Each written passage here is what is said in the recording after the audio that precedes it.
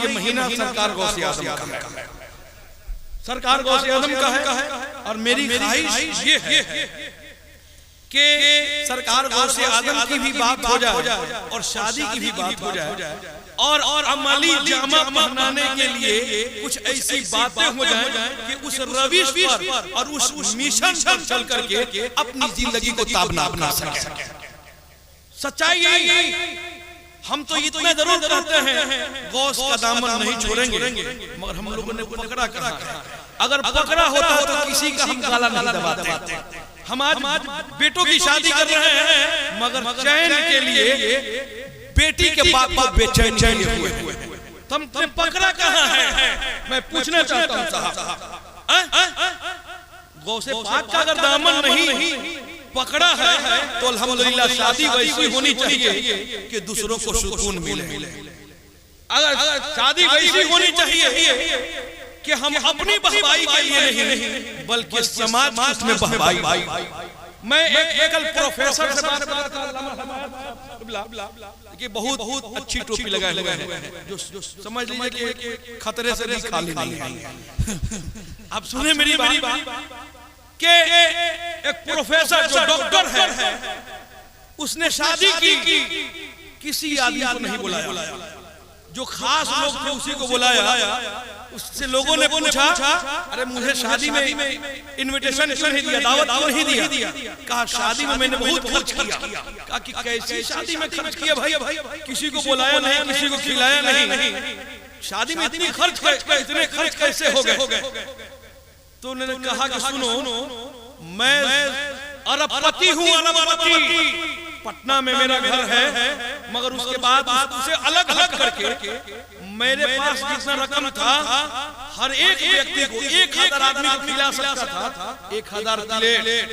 मगर मैंने इसलिए किसी को नहीं दावत दी, इसलिए किसी को नहीं खिलाया कि चंद मिनट आएंगे, खाएंगे, हाथ पोछेंगे, चले जाएंगे। मगर मैंने एक काम किया कि शहर पटना में जितने भी कॉलेज थे, गरीब किस्म के बच्चे थे जो टैलेंट थे मगर उन्हें सिर्फ पैसे की वजह से उनका एडमिशन नहीं हो रहा था, मैंने 100 ऐसे बच्चों को चुना जो अल्हम्दुलिल्लाह आगे चल करके डॉक्टर बन सके, और मैंने उनका एडमिशन भी कराया और पूरा पैसा मुकम्मल ताउन किया। अगर ये खाकर चले तो जाते लोग कहते बहबाई, मगर दूसरे दिन के बाद कोई पूछता नहीं। मगर मैंने उन बच्चों का फीस भी अदा किया और उन बच्चों को बुला करके उन्हें भी दावत में नहीं बुलाया, मगर कहा कि जब तुम इस मकाम पर पहुंच जाओ तो एक अपने पैसे से एक डॉक्टर जरूर बन। ये फिक्र कब होगा हमारे अंदर? सिर्फ हम खाने के लिए मर रहे हैं, दूसरों का परेशान के लिए मर रहे हैं। मैं कहना ये चाहता हूँ मेरे भाई, दूसरों के लिए भी कम से कम टाइम देना चाहिए। आज हाल क्या है साहब? हम ही हैं जो किसी आदमी को भीख मांगने पर मजबूर कर रहे हैं। हम ही हैं जो किसी आदमी को जमीन बेचने पर गिरवी कर रहे हैं, जमीन बेचने पर मजबूर कर रहे हैं, जेवरात गिरवी रखने पर मजबूर करा रहे हैं। मैं पूछना चाहता हूँ कि आज तो ये हम अपने बच्चों की शादी के लिए ये तमाशा किए हुए हैं। अगर मुस्तफा अगर हमसे राजी नहीं हुए तो हमारा हश्र क्या होगा? मुस्तफा ने अगर अपना चेहरा फेर लिया तो हमारा हश्र क्या होगा?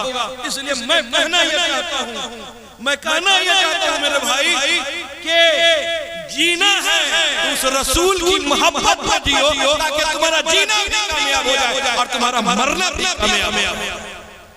नहीं तो बेकार है बगैर मुस्तफा की मोहब्बत की जिंदगी।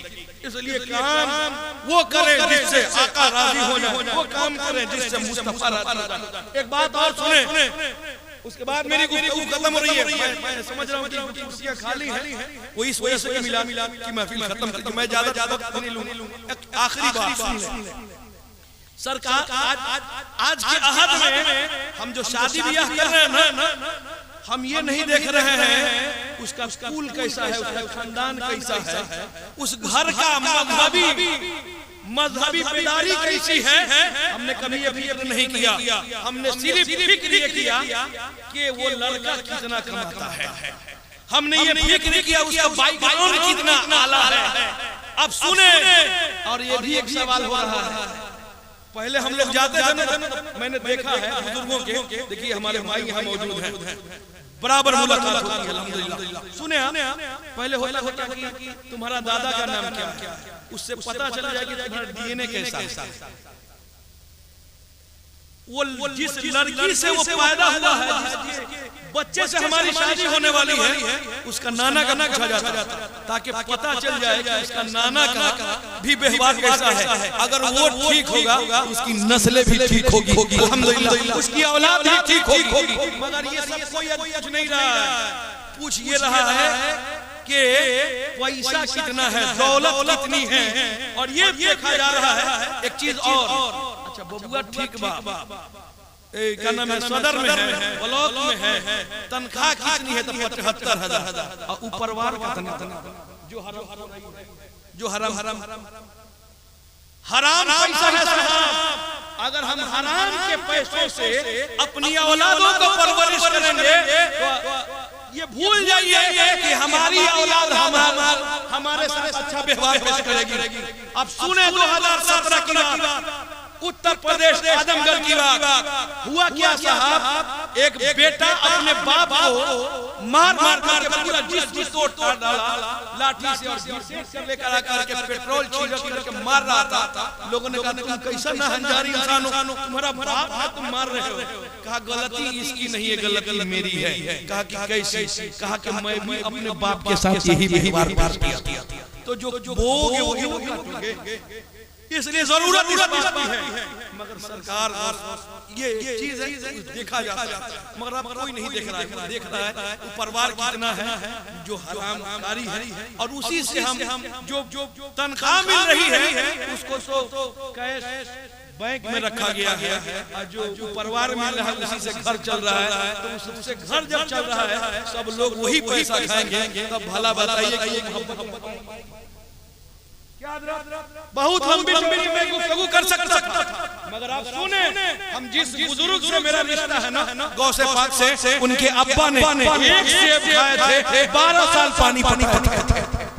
ये सबक हमें मिलता है, याद करने की जरूरत है। क्यों? अगर हम गलत करेंगे, रब ने क्या फरमाया, या अय्युहल्लज़ीना आमनू बिल्लाहि, ईमान वालो अल्लाह से डरो। उन्होंने क्या पैगाम दिया, एक सेब खा करके गए हजरत अब्दुल्लाह सौमई के यहाँ, उनके बागीचे में। उन्होंने कहा पानी पटाओ, परखा कि ये बेटा कैसा है, तब अपनी बेटी का हाथ दूंगा। अगर इसका ईमान ठीक है अल्हम्दुलिल्लाह, इसका तौर तरीका अच्छा है, ये नेक है, साले, तो अपनी औलाद को दे दो। वो ये नहीं देखेगा कि बैंक बैलेंस। अरे सच्चाई तो ये है कि इसका रिश्ता रब से, रब के महबूब से कितना गहरा है। अगर रब से गहरा है, महबूब से गहरा है, तो उसी के हाथ में मेरी बेटी का हाथ। मगर यार कौन फिक्र करता है साहब, मगर अल्लाह अल्हम्दुलिल्लाह। देखिए बेटी भी लाजवाब, और अल्हम्दुलिल्लाह सरकार गौसे आजम की अम्मी भी लाजवाब, और उनके वालिद गिरामी भी लाजवाब। 12 साल पानी। मगर हुआ क्या, आपने सुना होगा कि उन्होंने कहा था कि हमारी बेटी वो है जो पैर की लंगड़ी है, हाथ की लुल्ली है, आंख की अंधी है, कान की बहरी है, जबान की गूंगी है। कभी हमने सोचा हमारी कौम की बेटियां पर्दे की बात अलग है साहब, रोडों पे से घूम रही है, इसका जवाब नहीं है। बहुत अफसोस है 2017 से 2022 तक का अगर आप रिकॉर्ड उठाएं तो हमारे कौम की बेटियां 25,000 या 22,000 बच्चियां जो गैरों से शादी कर ली। इसका मुजरिम कौन है? क्या हम हैं? ये बताए ना साहब। तो अगर हमारे बच्चियों पर कंट्रोल नहीं करेंगे, हैंडल खुद बढ़िया से नहीं करेंगे इस्लामी के एतबार से, तो हमारी बच्चियां कहां जाएंगी? इसलिए गौर और करने की जरूरत है, गौर और फिक्र करने की जरूरत है मेरे भाई। मगर सरकार गौसे आजम की अम्मी के ताल्लुक ने बताया मेरी बेटी गूंगी इसलिए है शादी के लिए अब्दुल्ला अस्लमी ने कहा कि माफ नहीं करूंगा, पहले शादी करनी होगी, मेरी बेटी ये शर्त है। मैंने कहा कि कैसे हो सकता है, अंधी है, लंगड़ी है, अपाहिज है, कैसे हो सकता है? कहा तो नहीं माफ करूंगा। तो उन्होंने कहा कि जब आप नहीं माफ किए तो रब कैसे माफ करेगा, रब कैसे माफ करेगा? हाल ये हुआ कि उन्हें शादी करनी पड़ी, पहली रात में गए, सलाम उन्होंने किया, जवाब खैर खैरियत हुआ, कहा जवान इनकी चल भी रही है, हुस्न के पैकर भी हैं, हाथ भी ठीक है, पैर भी ठीक है, कान भी ठीक है, आखिर वजह क्या है? पलटे कहा कि आपकी बेटी तो इतनी अच्छी है जिसका जवाब नहीं, सब कुछ सलामत है। कहा मेरी बेटी गूंगी इसलिए है कि किसी गैर महरम मर्द तक आवाज नहीं पहुंची है। आज अफसोस है कि हमारी बहनें बेटियां सर पर नजर आ रही है, हम तमाशा देख रहे हैं, क्या नहीं देख रहे हैं? परसों ही का दिन है। अफसोस हुआ मैं जब देखा सरसों पे साहिबगंज से आगे थाना चौक पे कि हमारी बहनें बेटियां माएं दूल्हा के पीछे डांस कर रही हैं। ये अफसोस नहीं क्या है? अल्लाह ने हमें इसीलिए पैदा किया है, तुम्हें रोल मॉडल बनाया है। तुम अगर जैसा करोगे तुम्हारे साथ वैसे ही लोग करेंगे, मगर हमारा वजूद कहाँ जा रहा है? हमारा तौर तरीका कहाँ बदलता हुआ जा रहा है? सोचने की जरूरत है। हम कहते हैं गौस का दामन नहीं छोड़ेंगे, नियाज फातिहा सब कराते हैं, ठीक है, मगर जो मिशन मिला है, जो प्लेटफार्म मिला है, उस पर कम से कम चल करके अपनी जिंदगी को संवारने की जरूरत है। ये अफसोस की बात है साहब, सरकार गौसे आदम की अम्मी जान के ताल्लुक से जबान इसलिए गूंगी है, वो इसलिए गूंगी है कि उनकी आवाज किसी गैर महरम मर्द तक नहीं पहुंची।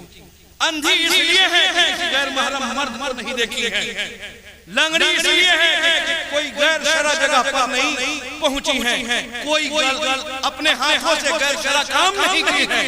अब भला बताइए, जब बाप लाजवाब हो, माँ लाजवाब हो, तो बेटा भी तो लाजवाब पैदा होगा। अल्हम्दुलिल्लाह। मगर आप सुने, आखिरी बात मैं कहना चाहता हूँ, सरकार गौसे आदम की अम्मी जान, हमारी माँ बहनें अगर सुन रही है मेरी आवाज को तो सुन ले। आखिरी बात ये है कि सरकार गौसे आदम अपने माँ की शिकन में है। माँ का मामूल क्या था? कुरान सुबह फजर की नमाज पढ़ती, कुरान की तिलावत करती, उसके बाद काम करती। मगर हाल क्या हुआ साहब, जब वो बच्चा दुनिया में आंखें खोलने के बाद पहली शहादत दी, रमजान मुबारक की चांद निकल आया है। अब अल्हम्दुलिल्लाह, कितनी बड़ी बात है। वो माँ के शिकन में है, एक फकीर आया, सलाम किया माँ को, जवाब नहीं दी, इसलिए सुनबे नहीं की थी। फिर दोबारा सलाम किया, जवाब दे दी। मगर जब सरकार गौसे आदम 6 साल के हो गए, वही फकीर आया, सलाम किया, गौसे आदम ने 2 मरतबा जवाब दिया, कहा कि बच्चा मैंने जवाब सलाम 1 मरतबा किया, तूने जवाब 2 मरतबा क्यों दिया? कहा कि 1 मरतबा मैं माँ के शिकम में था, सुन लिया था, अगर जवाब देता मेरी माँ डर जाती, इसलिए मैंने जवाब नहीं दिया। वो मामला जो था आज रफा दफा कर लिया, वो जो मेरे ऊपर था उसको अदा कर लिया। आज तो लोग सोचते हैं कि कोई हमको सलाम ला रहे, पहले सलाम नहीं करते। लंबी बात, आखिरी बात वही है। सरकार गौसे आदम की अम्मी क्या करती?